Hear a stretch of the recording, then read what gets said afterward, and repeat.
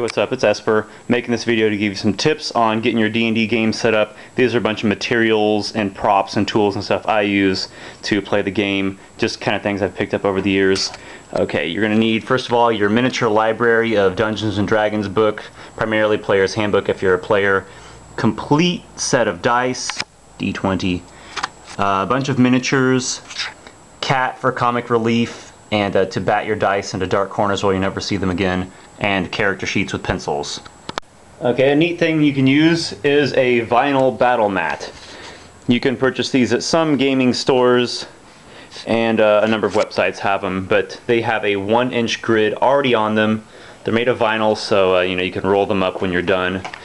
And what you'll use is washable markers, and basically, as your characters go, or as your players go along through a dungeon, you'll be drawing the dungeon out. So they may start off in a room here.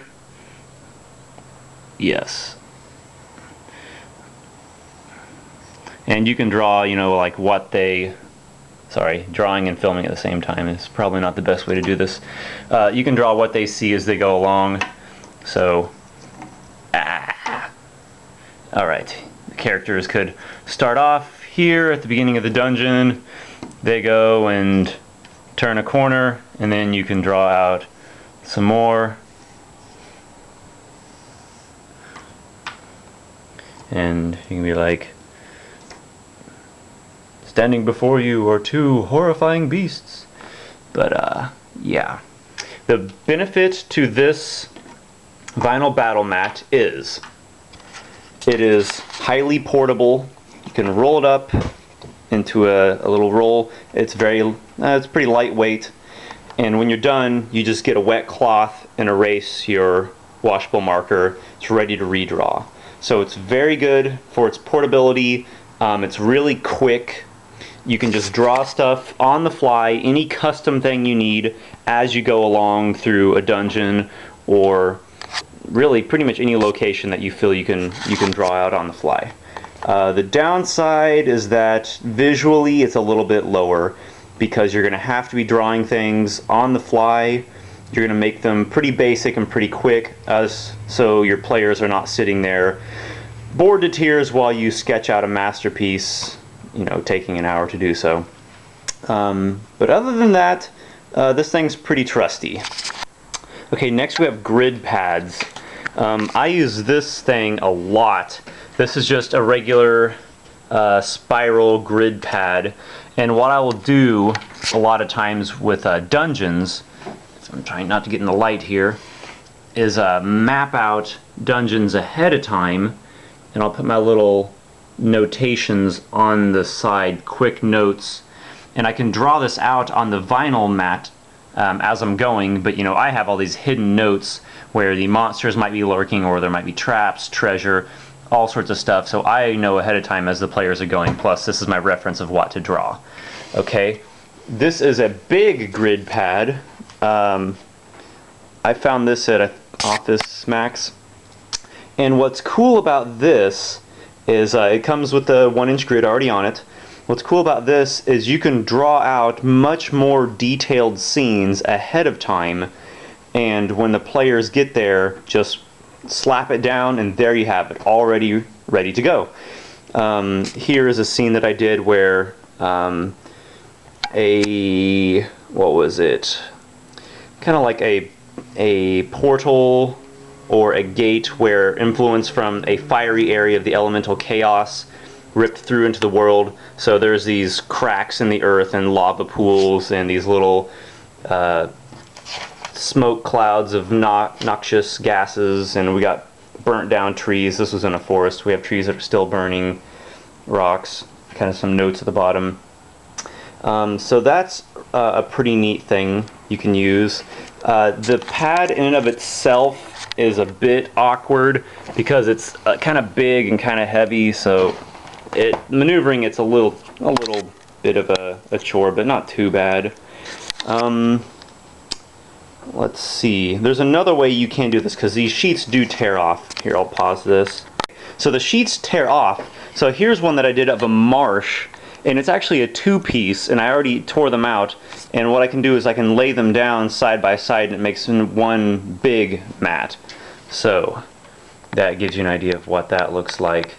A downfall to using this method is that it's really best for open areas, outdoor terrain. It's not very good if your player characters are in a dungeon with corridors and rooms and they can't quite see far ahead, and you need to have that element of surprise where they don't know what's around the next corner. There is ways where if you draw out a dungeon like that ahead of time on a big grid map, you can kind of cover it up with some cloth or construction paper or whatever. That kind of works okay. But generally I use the hand-drawn or the dungeon tiles. Okay, while the grid mat is best for outdoor areas and not so good for inside areas, they're not as good. The dungeon tiles are great for indoor dungeons. You just buy these individual tile pieces, lay them down as the player characters go throughout the dungeon, and it looks really neat.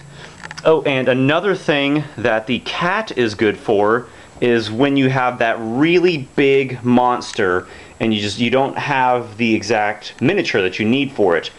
The cat can be put on the table. It will be the colossal dire tiger.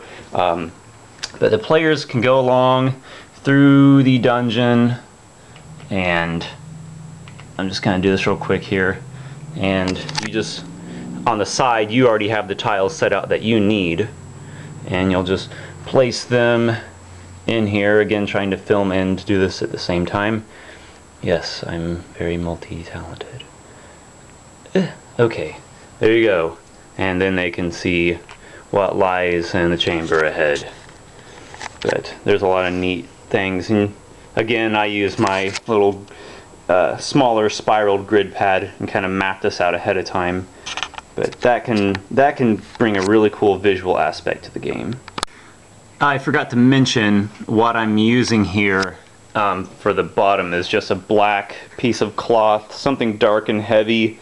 Felt would be good. This isn't quite felt what I have, but it's similar to it. It's thick and dark and heavy. Okay, some other things that I use that you can use is a nice big clear plastic ruler. This is good for determining like line of sight and cover and things like that, or drawing straight lines. I've cut little templates, I think you'd call them, out of PVC sheets. You can find these at like hobbies and craft stores. I found it near the miniature cars section. But I draw like circles, for example, and put this little ring in a permanent marker. And these are good for showing zones that people have created, or perhaps even some difficult terrain, like if a big monster dies and that could be like where its body is, and that's difficult terrain now. Things like that. So those are real helpful to use. I have some other ones that you can use to show magical wall conjurations that people, like a wizard might cast, and others that have literally like rubble drawn onto them, so you can put like a rubble on top of this. And a sketchbook. Sketchbooks are good if you just want to like draw stuff on the fly and give the players a quick visual idea of things that they're seeing, you know, on their current adventure. It can be very, very helpful sometimes. And oh, actually I do art. If you haven't gone and checked out my art, go to repsesper.deviantart.com. I'll put a link in the sidebar. But yeah, these pieces of art are always helpful. Bad guy. Anything else? Oh yeah, the laptop.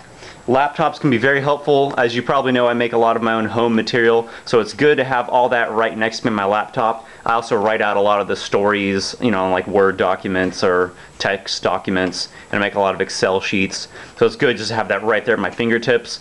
Plus, I have music loaded into it, good like role-playing soundtrack music. I actually make different playlists, like I'll have a forest playlist, a haunted house playlist, you get the idea. And so a nice little speaker set up, plug it in the laptop, cue up the right music whenever you get into the appropriate scene. Okay, well I think I've taken long enough here. That hopefully gives you an idea of some of the props I use to enhance the game. I'm sure there's other ways you could do this. I mean, there's probably other methods I don't use, but that's what I got. So thanks for watching as always. Talk to you later.